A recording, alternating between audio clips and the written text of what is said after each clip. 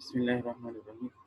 Class आज हम जो चैप्टर पढ़ेंगे उसके अंदर हमने केल्टन बोन के ग्रेड्स के बारे में डिटेल में देखनी है।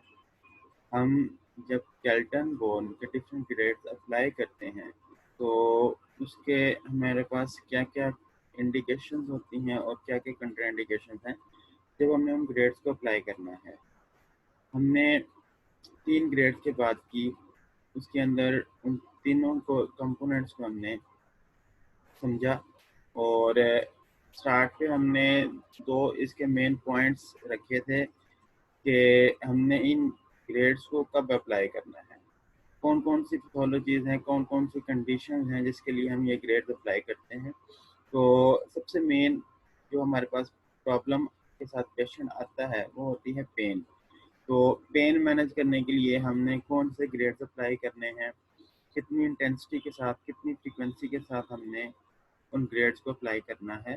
और सेकंड जो प्रॉब्लम होगा जिसके लिए हमने मैनुअल थेरेपी करनी है वो होती है हाइपोमोबिलिटी। जॉइंट की रेंजेस कम हुई होती हैं और रेंज गेन करने के लिए, रेंज को इम्प्रूव करने के लिए हमें कौन से ग्रेड की कौन सा ग्रेड अप्लाई करना है केल्टन बोन का, और उसके एप्लीकेशन प्रिंसिपल्स हम इस चैप्टर के अंदर देखेंगे। तो चैप्टर शुरू करने से पहले मैं एक दफ़ा अगेन आपके साथ रिव्यू शेयर करता हूँ। केल्टन बोन के बारे में हमें पता होना चाहिए कि केल्टन बोन के कौन कौन से ग्रेड्स हैं और हमने उनको कब अप्लाई करना है। ये आपके बुक से ही कुछ डाटा लिया गया है, तो इसको मैं आपको यहाँ से हम शुरू करते हैं कि केल्टन बोन को हमने 3 ग्रेड्स के अंदर डिवाइड किया, ग्रेड 1, 2 एंड 3। ग्रेड 1 को एक हमने नाम दिया लूजनिंग का, और इसके अंदर जितने टिश्यूज हैं वो सारे एक लूज होते हैं, लूज पोजीशन में होते हैं। और ग्रेड 2 में taken up the slack and उसके बाद टाइटन। तो जो टेकन अप द स्लैक है उसे स्लैक जोन का नाम दिया गया, यहाँ पे आप देख सकते हैं। और उसके बाद हमारे पास ट्रांजिशन जोन आता है।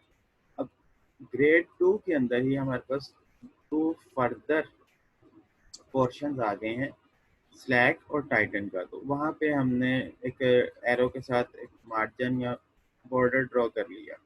और जब ट्रांजिशन जोन हम क्रॉस करेंगे तो सेकंड ग्रेड और थर्ड ग्रेड के दरमियान में एक हमारे पास फील आएगा जिसे हमने फर्स्ट स्टॉप का नाम दिया। और उसके बाद स्ट्रेचिंग यानी कि ग्रेड 3 में हमने अप्लाई करना है। अब यहाँ पे हमें ये ग्रेड समझना ज़रूरी है कि इनमें डिफरेंस क्या है। Very important short question for examination point of view. तो इसके अंदर अगर आपको एग्जाम्स में आता है तो ये इसी तरह आपने डायग्राम ड्रॉ करके और ये पॉइंट्स लिखना होंगे। तो ग्रेड 1 ये नलीफाइज करता है नॉर्मल कंप्रेसिव फोर्सेस को जो कि जॉइंट के ऊपर एक्ट कर रही होती हैं। ग्रेड 2 ये very little resistance to passive movement, हमने पैसिवली जॉइंट को मूव करना है और बहुत कम रेजिस्टेंस अप्लाई करनी है। ट्रांजिशन जोन के अंदर हमें कुछ ज़्यादा रेजिस्टेंस अप्लाई करना पड़ेगी और दोनों ही पैसिव मूवमेंट में हो रही हैं। और जब फर्स्ट स्टॉप आएगा तो हमें फर्स्ट मार्क रेजिस्टेंस मिलेगी पैसिव मूवमेंट में। हमने जॉइंट को पैसिवली मूव करेंगे और हमें एक पॉइंट पे रेजिस्टेंस पहले ग्रेड्स की निस्बत ज़्यादा फील होगी। तो मार्क रेजिस्टेंस का मतलब है कि क्लियर फील हो जाएगा कि यहाँ पे लिमिटेशन आ गई है। और ग्रेड 3 में रेजिस्टेंस बहुत ज़्यादा बढ़ जाती है। तो ये आपके पास एक सिंपल से टिप्स हैं जिसके बेस पे हमने इन ग्रेड्स को अप्लाई करना है। और देखिए यहाँ पे जो बात है नोटिस करने वाली है, ग्रेड 2 से लेके ग्रेड 3 तक तीनों में मेन बात है रेजिस्टेंस की। तो हमें रेजिस्टेंस फील होना शुरू होती है बहुत कम, थोड़ी सी ज़्यादा, पहले पहले की निस्बत और ज़्यादा हो जाती है। और यहाँ पे ग्रेड 3 के अंदर उसमें मार्क हमें डिफरेंस फील होता है, मार्क इम्प्रूवमेंट फील होती है रेजिस्टेंस में। यहाँ पे ये कल भी मैंने आपको एग्जांपल दी थी बोर्ड की। तो यहाँ पे जो मोहसिन आपका भी क्वेश्चन था, एक रोप के अंदर ये बिल्कुल लूजनिंग है, तो ये स्लैक है। अब जब आप इसे बिल्कुल टाइटन अप कर देंगे तो स्लैक टेकन अप हो जाएगा, उसके अंदर एक रेजिस्टेंस की वजह से एक तनाव या एक टेंशन बिल्ड हो जाएगी। इन ग्रेड्स को अप्लाई कब कब करना है, ये स्टूडेंट्स मैं अगेन बता दूं, हम रिवीजन कर रहे हैं जो हमने फर्स्ट सेकंड चैप्टर के अंदर ग्रेड्स के बारे में पढ़ा था। आज का जो हमारा मेन पोर्शन होगा चैप्टर 5, उसके अंदर हम इसकी डिटेल्ड एप्लीकेशन के बारे में बात करेंगे और इन्हीं बातों को इलेबोरेट किया गया है चैप्टर 5 में। तो ग्रेड 1 एंड ग्रेड 2 दोनों ही पेन मैनेज करने के लिए यूज़ किए जाते हैं, अगर हम ब्रॉडली क्लासीफाई करें, ब्रॉडली लेबल करें। और ग्रेड 2 को फिर हमने फर्दर टाइटल दिए हैं स्लैक जोन और ट्रांजिशन जोन। तो जो हमने पेन मैनेज करनी है ग्रेड 2 में वो स्लैक जोन में होगी। आप यहाँ पे देख सकते हैं ग्रेड 1, इसमें पेन को रिलीव करना है, किस तरह, वाइब्रेटरी एंड ऑसिलेटरी मूवमेंट्स करवाएंगे। और grade 1 traction is used simultaneously with glide test and glide mobilization to reduce eliminate compression forces and pain। हमने जब भी मोबिलाइजेशन करनी है तो हम वहाँ पे साथ में ही ग्लाइडिंग या ट्रैक्शन फोर्स भी अप्लाई करते हैं, ताकि जॉइंट जो आपस में कंप्रेस हुए हैं उनकी कंप्रेसिव फोर्सेस को हम रिड्यूस कर सकें।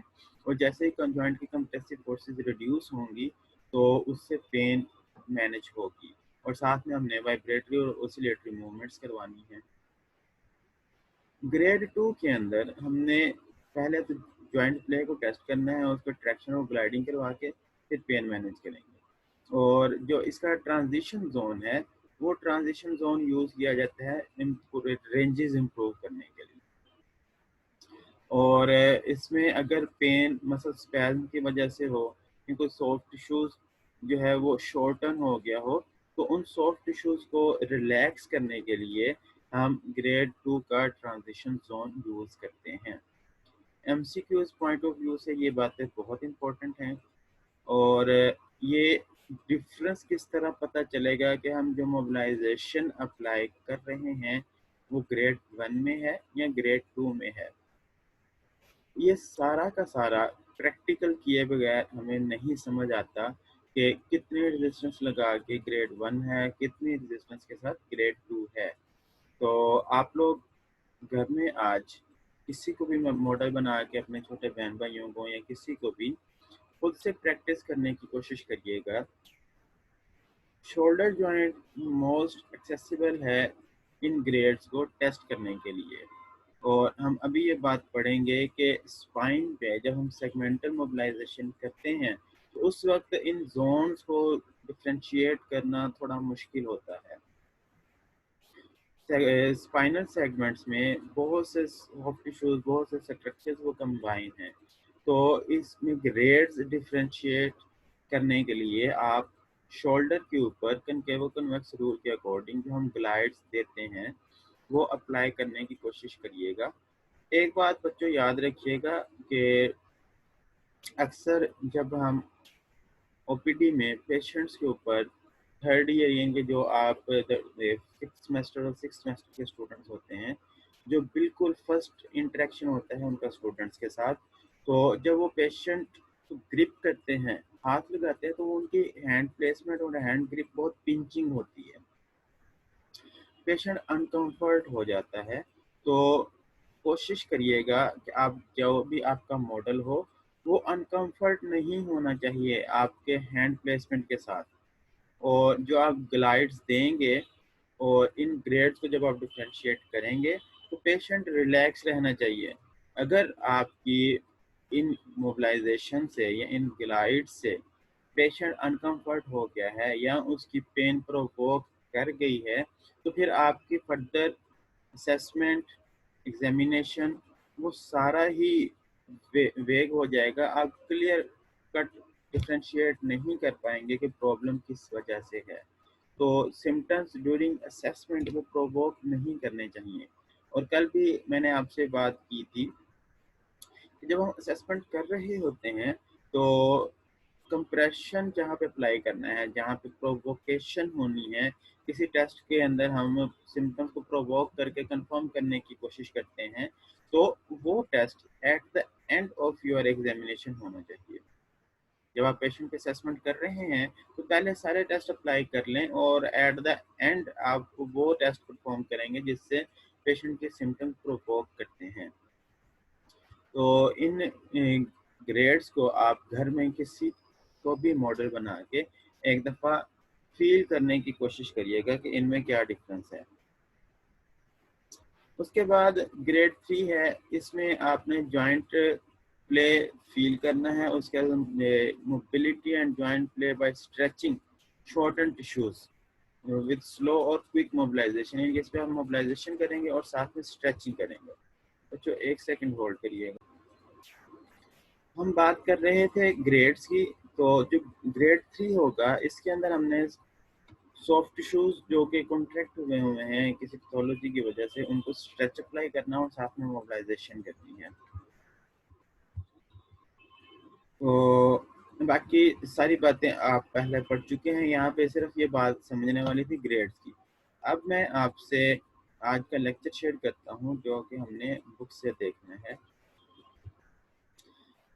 यहाँ तक बच्चों अगर तो आप लोगों को समझ आ गई है बात कि मोबिलाइजेशन के ग्रेड्स हैं और उन ग्रेड्स को कब कब अप्लाई करना है, तो जो बातें मैंने अभी आपसे 2-3 स्लाइड्स में शेयर की हैं, यहाँ पे उन्हीं सारी बातों को हम इलेबोरेट करेंगे और समझने की कोशिश करेंगे कि इनमें क्या डिफरेंस है हर ग्रेड्स में।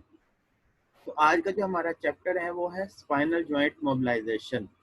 मैंने अभी आपको टास्क दिया कि आप इन ग्रेड्स को शोल्डर के ऊपर फील करिएगा और जब आप डिफ्रेंशिएट कर लेंगे शोल्डर जॉइंट के तीनों ग्रेड्स में, उसके बाद जब हम उन्हीं मोबिलाइजेशंस को स्पाइनल जॉइंट्स के ऊपर अप्लाई करेंगे तो आपके लिए बहुत हेल्पफुल हो जाएगा इन सारी चीज़ों को फील करना। और इस चैप्टर के अंदर रेपिटेशन के साथ बार बार यही बातें होंगी। पेन मैनेज करनी है, हाइपोमोबिलिटी है उसे मैनेज करना है। जो हमने ग्रेड्स पढ़े हैं उन्हीं ग्रेड्स को इलेबोरेट किया गया है। तो ये आज का हमारा छोटा सा चैप्टर है। मैं ट्राई करूंगा कि आज हम एक ही मीटिंग के अंदर इसको वाइंड अप कर लें। स्टार्ट पे ओवरव्यू दिया गया कि जब हम एक फिजियोथेरेपिस्ट वो मैयर कर सकते हैं या देख सकते हैं एक्टिव मूवमेंट्स को और उसके बाद फील कर सकते हैं कि रिस्ट्रिक्शन कहाँ पे है और उस रिस्ट्रिक्शन की वजह क्या है। जब आप ये सारी चीज़ें टेस्ट कर लेंगे, इससे पहले वो कहते हैं कि आपने असेसमेंट कंप्लीट कर ली है और असेसमेंट के बाद आपको जॉइंट पैल्पेशन भी आ चुकी है, हिस्ट्री, एग्जामिनेशन, असेसमेंट, स्क्रीनिंग, वो सारे प्रोसीजर आप कर चुके हैं। ट्रीटमेंट प्लान आपने बना लिया और ट्रीटमेंट प्लान में आपने ये चीज़ मेंशन की है कि आपने स्पाइनल जॉइंट्स को मोबिलाइज करना है। बच्चों अगेन मैं यहाँ पे एक बात बता दूं कि थ्योरी वाले पोर्शन में हमने जस्ट प्रिंसिपल्स देखने हैं और कि कब अप्लाई करना है, क्यों अप्लाई करना है, कैसे अप्लाई करना है। ये हमारा प्रैक्टिकल पोर्शन जो कि हमारे इस सब्जेक्ट का सेकंड हाफ है, वहाँ पे हम काफ़ी डिटेल में देखेंगे। एक एक जॉइंट को हम मोबिलाइज वहाँ पे करेंगे और समझेंगे कि किस तरह मोबिलाइज करना है और क्यों करना है। तो जो कैसे वाला पार्ट है, हाउ टू मोबिलाइज, वो हम इसी सब्जेक्ट के लास्ट पार्ट पे देखेंगे। तो यहाँ तक आपने मेन ये बातों को समझना है कि क्यों करना है, प्रिंसिपल्स हमें समझ में आने चाहिए। जॉइंट मोबिलाइजेशन के कुछ गोल्स हैं जो ऑलरेडी हम जान चुके कि पेन मैनेज करनी है और हाइपोमोबिलिटी को रिड्यूस करना है। और ग्रे क्लासेस हम पढ़ चुके हैं मोबिलिटी की। तो जो जीरो क्लास थी वो एंकालाइज्ड जॉइंट्स है और एंकालोजिंग स्पॉन्डिलाइटिस एक कंडीशन है जो स्पाइन के अंदर इवॉल्व होती है, जिसे बैम्बो स्पाइन भी कहते हैं। तो उस कंडीशन में हमने जॉइंट्स को मोबिलाइज नहीं करना। और हाइपोमोबिलिटी क्लास 1-2 है, से रिलैक्सेशन मोबिलाइजेशन ग्रेड 2 या स्ट्रेच मोबिलाइजेशन ग्रेड 3। यहाँ पे ये सेकंड नेम दिए गए हैं आपके पास, grade 2 relaxation mobilization and grade 3 stretch mobilization. तो ये आपने एमसीक्यूज पॉइंट ऑफ व्यू से समझने हैं। इसके अलावा पेशेंट हमारे पास हाइपर मोबिलिटी के साथ आ सकता है, तो उसको मोबिलाइज करना है या नहीं करना। तो लिमिटेशंस है हमें पता है, तो उसके लिए तो हमने मोबिलाइजेशन करनी है। लेकिन अगर वो ऑलरेडी हाइपर मोबाइल है तो उसको हम इमोबाइल कर देंगे। अप्लाई स्टेबलाइजेशन यानी कि limiting treatment to normalize joint function, उस केस में मोबिलाइजेशन नहीं करेंगे, हम उसको इमोबाइल करेंगे। तो इसी तरह डिसलोकेशंस है या लिगामेंटस लैक्सिटी है, उन सारी कंडीशंस को अगर तो वो बहुत ज़्यादा है तो मेडिकल इंटरवेंशन के साथ ट्रीट किया जाएगा। डिसलोकेशन है अगर आप लोगों ने पेशेंट्स बहुत से देखे हैं इसको मैनेज करने के।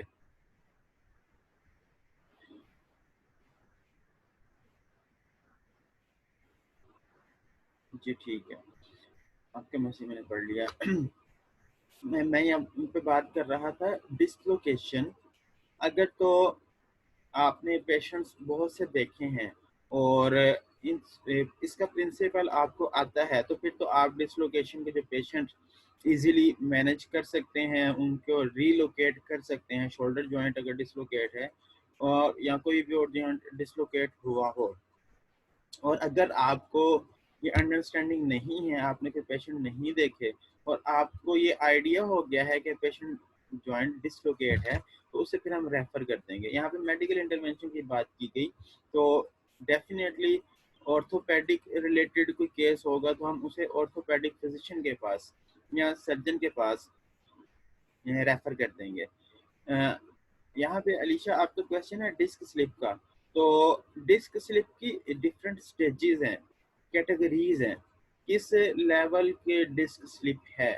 अगर तो रोड ट्रैफिक एक्सीडेंट हुआ ना और हाई इंटेंसिटी ट्रॉमा है, हाई वेलोसिटी ट्रॉमा कहते हैं उसको, HVT, high velocity trauma case में अगर बहुत ज़्यादा सॉफ्ट टिश्यूज रप्चर हो गए हैं तो उसके लिए हमें सर्जरी करवाना पड़ती है, पेशेंट को सर्जरिकल मैनेजमेंट की तरफ लेके जाना पड़ता है।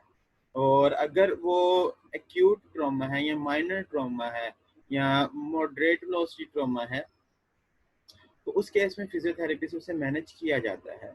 और यहाँ पे फिर बात मैनुअल थेरेपी की साथ साथ पूरी फिजियोथेरेपी डोमेन होगी। हम जितनी फिजियोथेरेपी करते हैं, मैनुअल थेरेपी उसका एक कंपोनेंट है। और जब हम डिस्क स्लिप का पेशेंट आया तो उसके लिए स्पेसिफिक एक्सरसाइज प्लान डिज़ाइन करेंगे। वो फ्लेक्शन बाइस्ड एक्सरसाइज प्लान हो सकता है, वो एक्सटेंशन बाइस्ड एक्सरसाइज प्लान हो सकता है, और उसके साथ साथ हम सॉफ्ट टिश्यू स्ट्रेंथनिंग या मसल स्ट्रेंथनिंग के ऊपर बहुत काम करते हैं। डिस्क स्लिप के पेशेंट्स के लिए कोर स्ट्रेंथनिंग एक्सरसाइजेज वो वाइटल रोल प्ले करती हैं। अगर पेशेंट की कोर स्ट्रेंथनिंग कर दी जाए तो फिर इस तरह के प्रॉब्लम नहीं होंगे। और यहाँ पे इसी बात के साथ मैं रिलेट करता चलूँ, जितने भी प्लेयर्स होते हैं उनकी कोर बहुत स्ट्रेंथन होती है।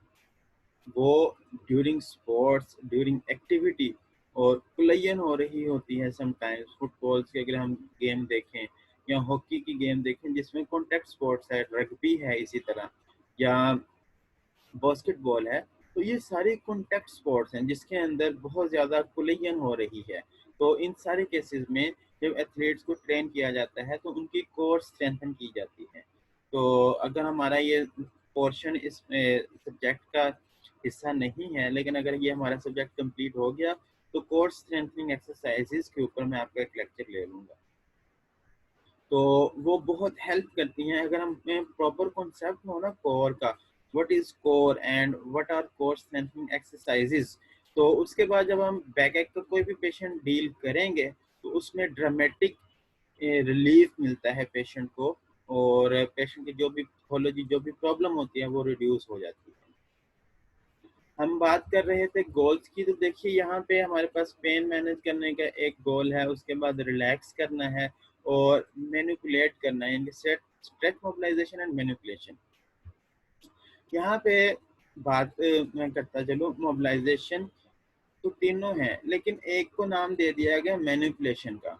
तो इस मैनिपुलेशन में जॉइंट्स के ऊपर high velocity, short amplitude and high velocity thrust manipulation की जाती है, थ्रस्ट अप्लाई किया जाता है, जिसे अगर हम लेमैन टर्म में बात करें, सिर्फ अंडरस्टैंडिंग पॉइंट ऑफ व्यू से, तो इसमें हमारे पास जिसे कहते हैं ना कि कड़ाके निकालना, वो वाली मूवमेंट जब हम करते हैं तो वो मैनिपुलेशन होती है।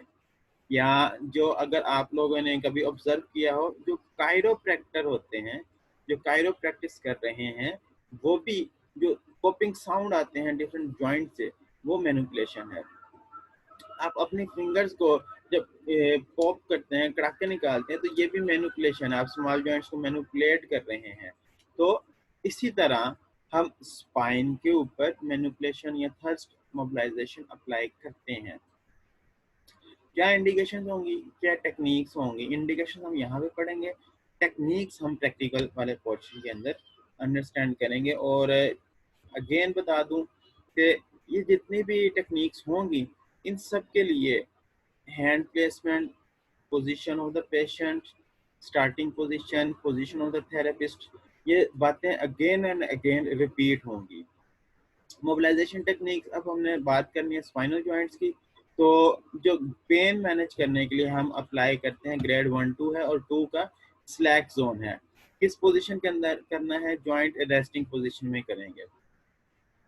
उसके बाद रिलैक्स करना है जॉइंट को, तो वो ग्रेड 1 2 पेन मैनेज हो रही है तो साथ में रिलैक्स भी होगा, तो बाकी दोनों कंडीशन सेम है।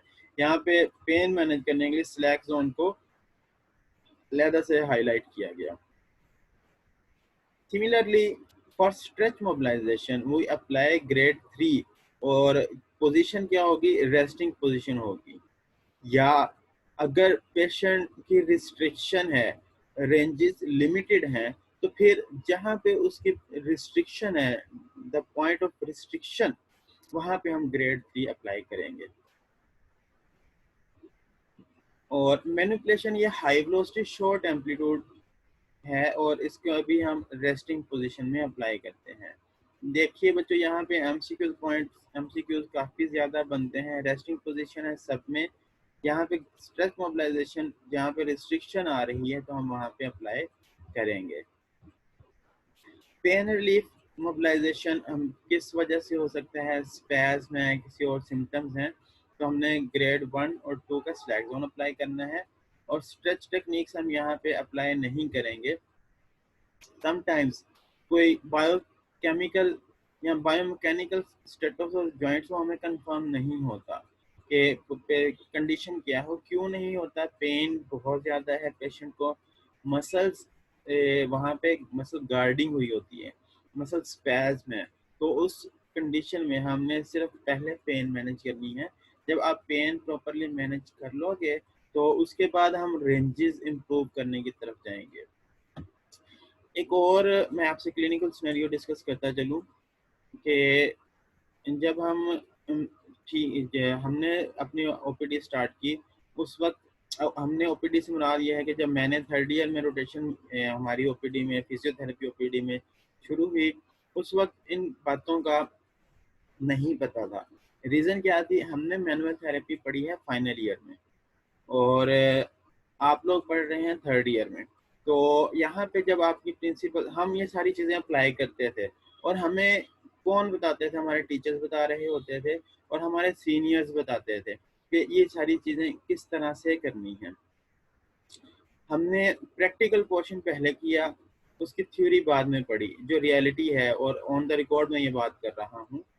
और आप लोग अब थ्योरी पहले पढ़ रहे हैं, इसके बाद जब आप ओपीडी स्टार्ट करेंगे तो इन चीज़ों का आपको बहुत अच्छा आइडिया होगा। उसके बाद जब हम फाइनल ईयर में गए, तो हमने अपने जूनियर्स को ये बातें बताई वहाँ पे। और इसी तरह हुसैन की ओपीडी में जब हमारे पास स्टूडेंट्स आए, आपके सीनियर्स या जो इंटर्न्स आए, तो अक्सर जो स्टूडेंट्स मिस्टेक करते हैं कि आपके पास पेशेंट आया, उसकी रेंजेस लिमिटेड हैं, पेन है, और वो पेशेंट का कंसर्न होता है कि मेरा हाथ ऊपर नहीं जाता। मैं अगर फ्रोजन शोल्डर की ही बात करें, और मैं अपनी activities of daily living independently perform नहीं कर सकता, मुझे शर्ट पहनने में बहुत प्रॉब्लम है, मैं अपने हेयर नहीं कर सकता, तो ये सारी वो एक्टिविटीज़ हैं जो लिमिटेड हैं। अब इस कंडीशन में समटाइम्स स्टूडेंट ये प्रेफर करता है कि उसकी रेंज इम्प्रूव हो जाए। तो बच्चों ये मिस्टेक मत करिएगा। पहले सेशन में पहला जो आपका गोल होना चाहिए वो पेशेंट की पेन मैनेज करना है। उसके लिए आप डिफरेंट मोडेलिटीज़ अप्लाई कर सकते हो, उसके लिए आप डिफरेंट टेक्निक्स अप्लाई कर सकते हैं। तो उसके बाद जब पेन मैनेज हो जाएगी फिर अल्टीमेटली हमने उसकी रेंज ही इम्प्रूव करनी है। तो यहाँ पे यही बात समझाई गई है कि पहले पेन मैनेज करें और उसके बाद आपने रेंज इम्प्रूव करनी है। यहाँ पे आपके बुक में कुछ इस तरह के पॉइंट्स अलहदा से एलेबोरेट किए गए हैं, अलहदा से समझाए गए हैं। तो हमेशा apply mobilization for pain relief with in slack zone, staying well short of the transition zone. Pain manage करनी है बच्चों, हमेशा अपने स्लैक जोन में रहना है। किस तरह पता चलेगा? अगेन एंड अगेन यही बात हर जगह पे बुक में भी लिखी होगी कि practice and practice and practice. Movements हमारी किस तरह की होनी चाहिए? ये वाइब्रेटरी एंड ऑसिलेटरी मूवमेंट्स हैं जो कि हमने पेन मैनेज करने के लिए अप्लाई करनी है। और ये हम अपने हाथों के साथ मैनुअली अप्लाई करते हैं और समटाइम्स हम इसको कुछ मैकेनिकल डिवाइसेस से भी कर रहे होते हैं, जैसे कि वाइब्रेटर है, और वाइब्रेटर से हम पेन को मैनेज करने के लिए अप्लाई कर सकते हैं। हमारे पास भी ओपीडी में वाइब्रेटर है और वो जहाँ पे जॉइंट पेन हो रही है हम वाइब्रेशंस के साथ पेन को मैनेज करते हैं। तो वो मैकेनिकल डिवाइसेस यहाँ पे यही बात बताएगी। जब भी हमने ये मोबिलाइजेशन करनी है, ये ट्रीटमेंट करना है, तो हमें वार्म अप एक्सरसाइजेस भी चाहिए। वार्म अप हम किसी हॉट पैक मोडेलिटी के साथ कर सकते हैं या किसी भी मोडेलिटी, जिस तरह के हमारे पास आईआर लैम्प है या मॉइस्ट पैक है उसके साथ कर सकते हैं। सिमिलरली हम कुछ एक्सरसाइजेज भी होती हैं, gentle exercises, warm up exercises, उसके साथ भी पेशेंट को वार्म अप कर सकते हैं। और वार्म अप एक्सरसाइजेज में हमारे पास कुछ एक्सरसाइजेज हैं, जिस तरह ब्रीदिंग एक्सरसाइज है, ब्रीदिंग भी वार्म अप के लिए बहुत हेल्प करती है। तो ये सारी चीज़ें जब हम ओपीडी करेंगे, आप हमारे पास आएंगे तो वहाँ पे हम पेशेंट्स के अकॉर्डिंग आपको बताते चले जाएंगे। रिलैक्सेशन मोबिलाइजेशन पेन मैनेज करनी है, ग्रेड 1-2 रेंजेस में है, जोन यहाँ पे आपको बता दिए गए। और उसके बाद यहाँ पे सिर्फ डिफरेंस क्या है कि हमने एक ट्रैक्शन मोबिलाइजेशन है, तो जब भी मोबिलाइजेशन करेंगे तो उसके लिए हमें पहले ट्रैक्शन अप्लाई करना है और ट्रैक्शन अप्लाई करने के बाद हम इनको अप्लाई करेंगे, ये जो ग्रेड 1 एंड 2 हैं, और उसके बाद पेन मैनेज होगी। स्ट्रेच मोबिलाइजेशन, जब भी बहुत से हमारे पास टिश्यू जो कि शॉर्टन हो चुके हैं, और कनेक्टिव टिश्यूज में कौन कौन से हैं? मसल्स हैं, जॉइंट कैप्सूल हैं और लिगामेंट्स हैं। तो इनको जब हमने मोबिलाइज करना है तो हमें स्ट्रेच अप्लाई करना पड़ेगा। यहाँ पे एक बात अच्छे से अंडरस्टैंड कर लीजिए, अक्सर बातें जो इससे पहले लेक्चर्स के अंदर मैं कहता था कि हम आगे चल के पढ़ेंगे, आगे आएंगी, आज का जो लेक्चर है आज वही आगे वाली बातें हैं जो हमने बार बार की थी। तो आज इन बातों को अच्छे से समझ लीजिए। मोबिलाइजेशन हम कर रहे हैं, जॉइंट को मोबिलाइज करना है, तो और साथ में जॉइंट के अराउंड जितने स्ट्रक्चर्स हैं उनको भी मोबिलाइज करना पड़ता है। लेकिन यहाँ पे उसको हम जॉइंट को तो मोबिलाइज कर लेंगे, मसल्स को तो मोबिलाइज नहीं कर सकेंगे, तो मसल्स को हमने स्ट्रेच अप्लाई करना होता है। तो जिस जॉइंट पे हाइपोमोबिलिटी है वहाँ के जॉइंट को मोबिलाइज करने के साथ साथ वहाँ पे सराउंडिंग में जितने हमारे पास कनेक्टिव टिश्यूज हैं, मसल्स हैं, लिगामेंट्स हैं, ये जॉइंट कैप्सूल है, उसको स्ट्रेच अप्लाई करना पड़ेगा। तो स्ट्रेच मोबिलाइजेशन ग्रेड 3 यहाँ पे आपने अच्छे से समझ लेना है। इंडिकेटेड जो 3 हम बात कर रहे हैं स्ट्रेच मोबिलाइजेशन, ये सिर्फ और सिर्फ इंडिकेटेड है कब, और ओनली इफेक्टिव है कब? जब भी किसी जॉइंट के ऊपर हाइपोमोबिलिटी होगी। और दूसरी इम्पोर्टेंट बात, वो हाइपोमोबिलिटी एसोसिएट कर रही है एबनॉर्मल एंड फील के साथ। अगर पेशेंट का कोई भी जॉइंट हाइपोमोबाइल है लेकिन उसका एंड फील नॉर्मल है, तो हम वहाँ पे मोबिलाइजेशन नहीं करेंगे। ये बात हम पहले भी डिस्कस कर चुके हैं, यहाँ पे अगेन रिपीट हो रही है। और अगर ये हाइपरमोबिलिटी फायदा कर रही है और पेशेंट के सिम्टम्स के साथ रिलेट कर रही है और उसकी कोई कंट्राइंडिकेशन नहीं है, तो ये ग्रेड 3 स्ट्रेच मोबिलाइजेशन कब अप्लाई करना है उसकी इंडिकेशन दी गई है। Sustain and stretch mobilization for a minimum of 7 seconds up to a minute or longer। ये बात बहुत इम्पोर्टेंट है। हमने स्ट्रेच मोबिलाइजेशन करनी है, कितनी देर के लिए करनी है। ग्रेड 1-2 में हम ऑसिलेटरी मूवमेंट्स करवा रहे हैं, वाइब्रेशंस दे रहे हैं, लेकिन जो स्ट्रेच मोबिलाइजेशन है उसको सस्टेन करना है, कम अज कम 7 सेकंड्स के लिए होल्ड करेंगे और उसको 1 मिनट तक हम उसी पोजीशन में होल्ड करके रखेंगे। और इसमें यहाँ पे कुछ डिफरेंट स्ट्रक्चर्स हैं। 30 to 40 seconds stretch mobilization larger joints पे हम अप्लाई कर सकते हैं। हम अब ये कितनी देर के लिए करना है, एक साइक्लिक मैनर में हम अपना ये ट्रीटमेंट करेंगे और 10 to 15 मिनट्स हम स्ट्रेच मोबिलाइजेशन अप्लाई करेंगे। 1 मिनट आपने स्ट्रेच मोबिलाइजेशन की, उसके बाद आप रिलैक्स करेंगे। मसल्स रिलैक्स होने के बाद हम अगेन अपना ये प्रोसीजर रिपीट करेंगे।